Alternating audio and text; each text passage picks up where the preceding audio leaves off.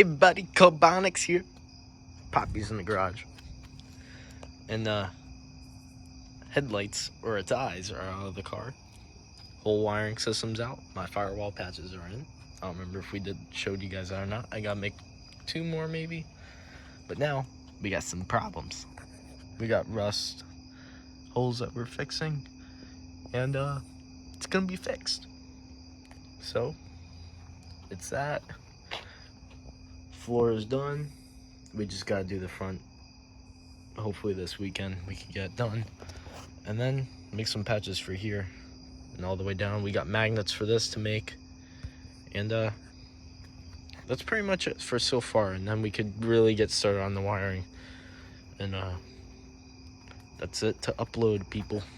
I forgot what episode or number, whatever this is on.